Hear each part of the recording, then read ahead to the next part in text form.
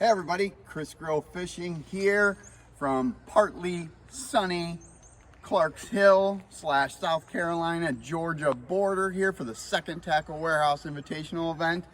And I thought I'd bring all you YouTubers my boat tour. Riding out in my 8th Phoenix. So happy to be in it. And this is my 7th 20 PHX. I don't know, I love this model just because I'm from the north. I like, a little bit of a big water boat. Not the fastest rig, but suits me just fine. We're gonna start here with the tour before it gets wrapped for the season. This is probably one of my favorite color schemes. My buddy Greg Wood over at Phoenix knows how to pick them.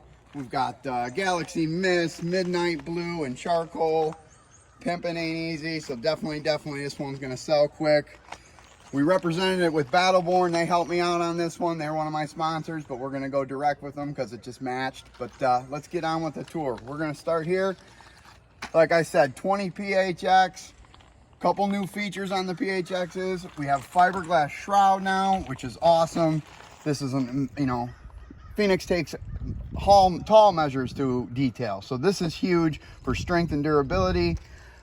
Precision sonar, double bracket here. Things don't even move. And let's get started here with some of my favorite things. This is probably the best office I've ever had. Rocking it out here with everything. I am jumping in with everything. Pulling the old Jacob Wheeler. We got freaking Humminbird 12 Helix here. Got a Lowrance Live 12 here. All set up. Both have side imaging and DI. Just in case one puck comes off or something and I'm in a situation. Both have very good side imaging. But since I've been practicing with this boat and fishing in for the last, 4 or 5 days, breaking her in practice, this is the best office view I've ever had. Smoking hot setup here. Can't say enough. We got fiberglass storage here. They configured the day box a little bit different inside the new PHX, which is awesome. And another thing that everyone likes about these rigs here, when you get into different boats, is snap lids, which is huge. No more turning the dial.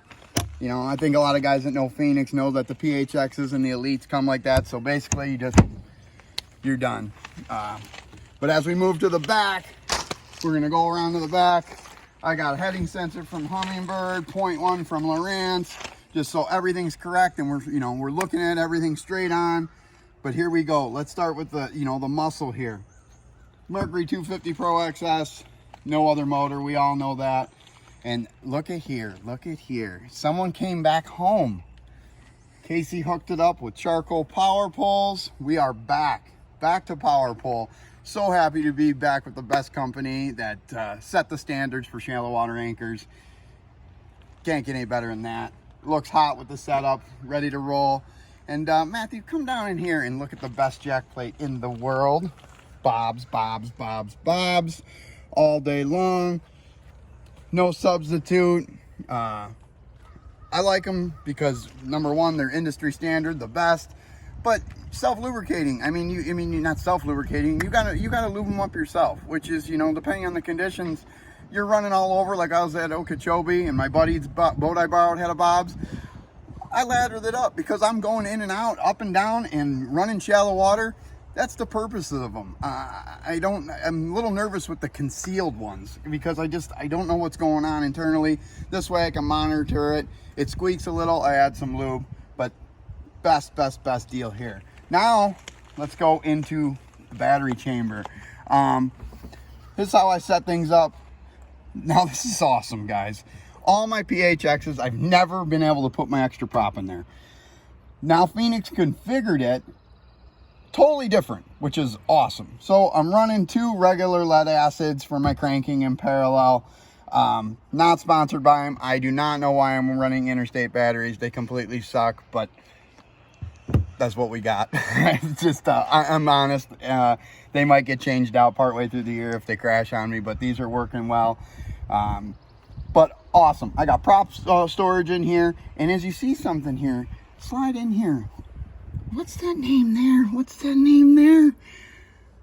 See Clear Power did all the rigging on this boat, from head to toe, harness, jumper wires, dedicated on-off switch for my graph, so there's no power, you know, being cut off here. You have a graph issue, it's somewhere between this cutoff and your batteries. There's no linking wires anywhere.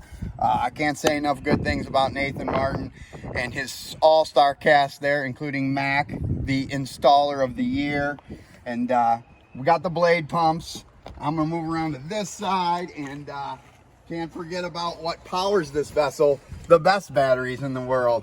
I got 3 Battleborns in here. These replace your regular AGMs, half the weight. Been with this company for 5 years now. I can't say enough good things. And you guys are wondering what I got going here. Ever since I've been a little turd, I run an external charger. My first 2 bass boats, I had internal chargers, and they blew all the time. And I had to dig them out of a small space, and I said to myself, that's never gonna happen, and it's more weight. So I use the Battleborn charging setup here, lithium charger, mounted it on a board, simple. I keep it external, easy going, tripler plug. This is waterproof, it could sit out in the rain, no harm, no foul. Life is good, we keep moving. Charges my boat in 4 or 5 hours, we're done. So we're gonna head down through this beautiful beast here. We're gonna pass by the graphs.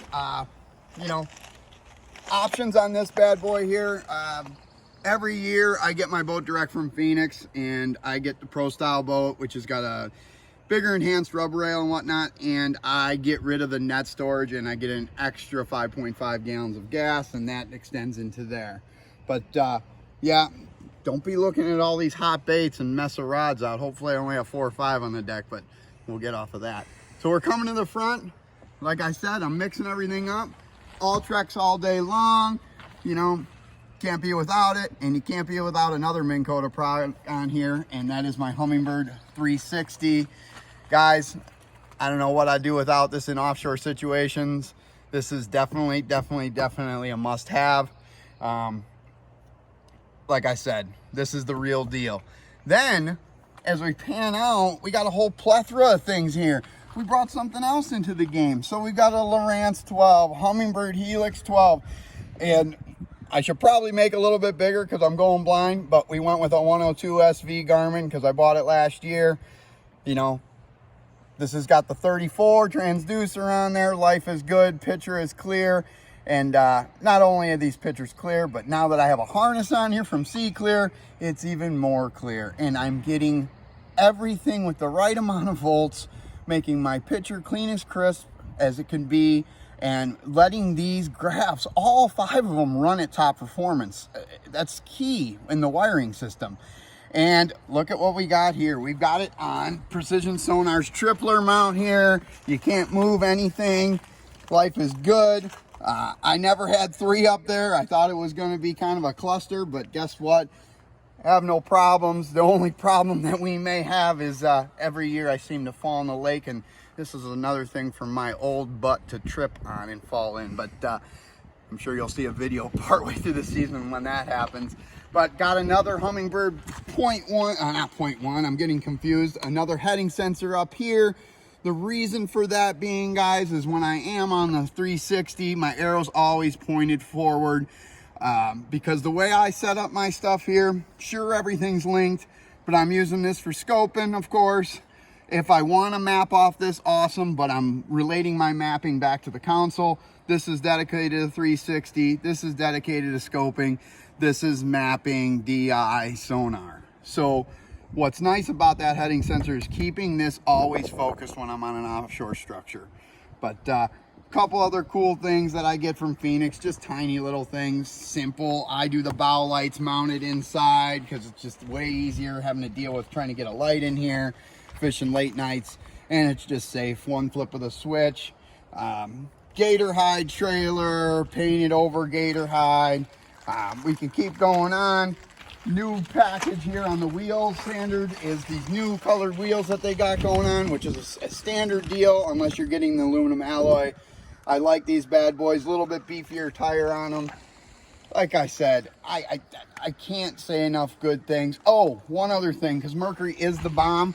I recommend this to everyone. SmartCraft gauges are awesome, but slide in there, right there. Boom, boom, boom. Merc monitor all day long. You want to know your fuel. You want to know miles burned. You want to know all those things down to a T. Merc monitor is crucial, especially when making long runs. I mean, it's not necessarily your gas gauge, but it tells you fuel burned. And if you know simple math, fill your tank up. Like, I'll be straight up with you. I burned 23 gallons, 23.9 gallons yesterday. I guarantee I go to the pump, I get 23.9 gallons put back in the tank. So it's pretty darn accurate. And when you're making big runs and you got to come in on a couple gallons of fuel, that is the deal. But like I said, you got to do simple math. But this is my boat review walkthrough. I'm this guy, Chris Grove Fishing, the good looking long hair, and I'm signing off, and hopefully we're going to make Clark's Hill a smash tournament. You guys be good. Love you. Chain rats for life all day long. Peace out.